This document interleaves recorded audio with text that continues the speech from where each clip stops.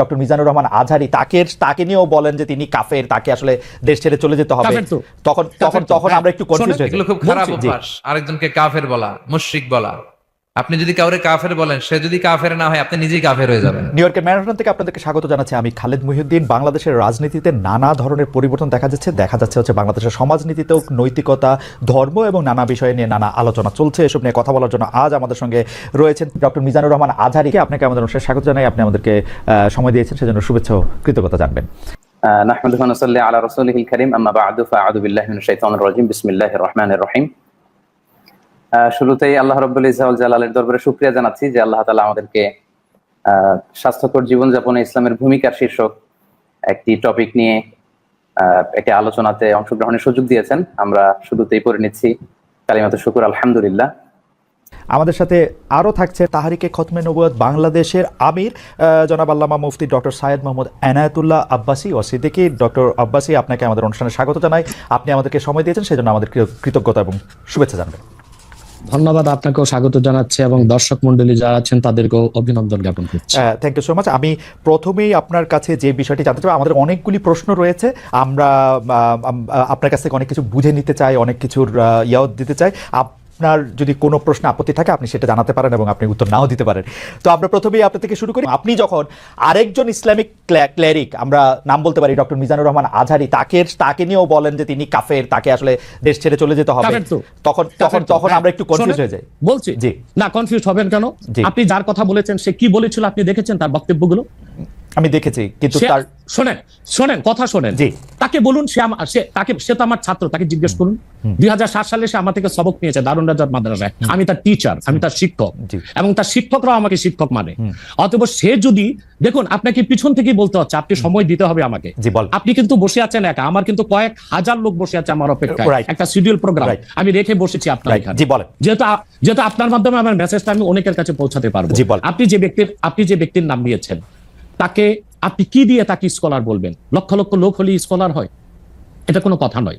দ্বিতীয় কথা হচ্ছে, সে মুফতি নয়, ফতুয়া দেবার অধিকার রাখে মুফতি। স্কলার হওয়া এক জিনিস, ওয়াইজ হওয়া এক জিনিস, মুফতি হওয়া আরেক জিনিস। কারণ আমার কথা হচ্ছে, আমি কি গ্র্যান্ড মুফতি বাংলাদেশে? তা আমি বলছি না, এটা বলার অথরিটি আমার নেই, কিন্তু আমার ফতুয়াতে কলম বসাবার মতো 10টা মুফতি আপনি বের করে দেন। এখন অন্য মুফতিরা বলছে না কেন, সেটা একটা সাহসিকতার বিষয় আছে, সেটা আরো কোনো তাদের প্রতিবন্ধকতা থাকতে পারে। যেমন আপনি দেখেছেন আওয়ামী শাসনের সময় দেশের অনেক বড় বড় আলেম শেখ হাসিনার দালালি করেছে, তো তারা কি এমন কোন ফতোয়া দিবে যে সরকার বেকায়দায় পড়ে? এখন অনেক আলেম আছে যেটা বর্তমান সরকারের নির্লজ্জ সমর্থন করে যাচ্ছে, কিন্তু এই সরকার ক্ষমতা আসার পর থেকে আমি শরিয়ার কোরআন সুন্নাহর আলোকে যতটুকু সমালোচনা করা দরকার গঠনমূলক সমালোচনা করে যাচ্ছি। আর আমাদের মতো 2-4-10 জন যারা মিডিয়াতে আছে তারাই কিন্তু দেশের আলেম না। হাজার হাজার আলেম ওলামা, পীর মাশায়েখ নীরবে নিভৃতে নির্জনে ইসলামের খেদমত করে যাচ্ছে, তাদের মতামতটাও দেখতে হবে। এখন যারা ফ্রন্টে চলে এসেছে, মিডিয়াতে চলে এসে সেলিব্রিটি হয়ে গেছে, তারাই কি বললো সেটা দেখার বিষয় না। এখানে তো যদি আপনি একটা প্রশ্ন আনেন যে আসলে শাতিমকে ক্ষমা পেতে পারে কিনা, বা রাষ্ট্র যদি শাতিমকে পৃষ্ঠপোষকতা দেয়, তার শাস্তি নির্ধারণ না করে, তাহলে কোনো জনগণ বিচারটা হাতে করতে পারবে কিনা? আপনি দেখুন, পৃথিবীতে যত অভ্যুত্থান ও বিপ্লব হয়েছে জনগণ আইনকে হাতে তুলে নিয়েছে। আপনি 5ই আগস্ট দেখেন, বাংলাদেশে রাষ্ট্র ক্ষমতা যে এসেছে বর্তমান সরকার, এটা গণতান্ত্রিক পদ্ধতিতে হয় নাই, ছাত্র জনতা আইনকে হাতে তুলে নিয়েছিল। এই বিপ্লবকে আপনি অবৈধ বলবেন? যে 6-7 জন সমন্বয়ক নেতৃত্ব দিয়েছে তাদেরকে আপনি সন্ত্রাসী বলবেন? না, কিছু করার ছিল না। 15 বছরে যে জগদ্দল পাথর ফেসিবাদী হাসিনা বসেছিল, গণতান্ত্রিক পদ্ধতিতে এটাকে সরানো সম্ভব হয় নাই, আইনকে হাতে তুলে নিতে হয়েছে। অতএব যদি গণতন্ত্রের স্বার্থ রক্ষে আইনকে হাতে তুলে নেওয়া যায়, আল্লাহ তার হাবিবের সুমহান ইজ্জত এবং স্বার্থে আল্লাহ তার হাবিব সাল্লাল্লাহু আলাইহি ওয়াসাল্লামের ইজ্জতের বিপক্ষে কেউ কথা বলবে এবং ধারাবাহিকভাবে শাস্তি পাবে না, চলতেই থাকবে।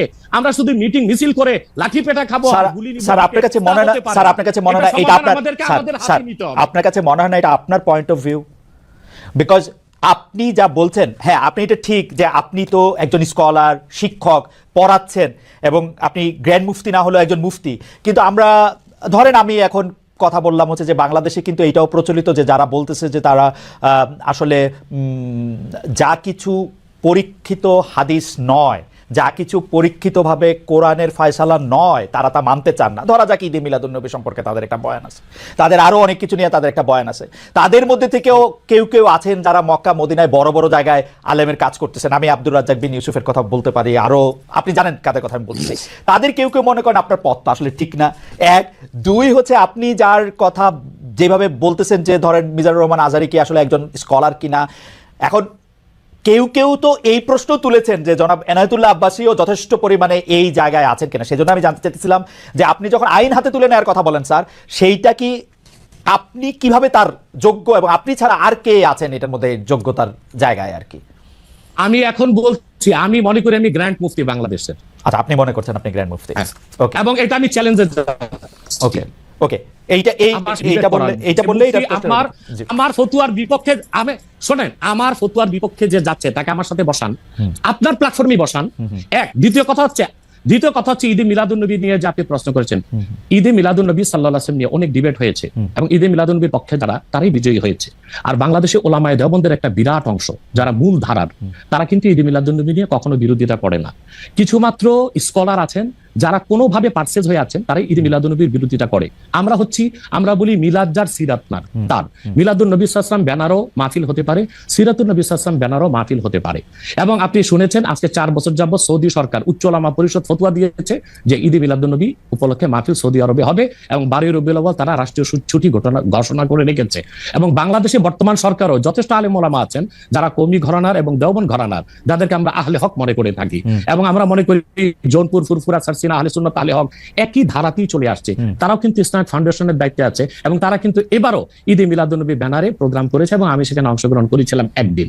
অতএব বিচ্ছিন্নভাবে কে কে ঈদে মিলাদুন্নবীর বিরোধিতা করলো, আব্দুর রাজ্জাক সাহেবের নাম বলেছেন, ওনাকেই বসান আমার সাথে, কথা বলি, সংলাপ হতে তো কোনো দোষ নাই।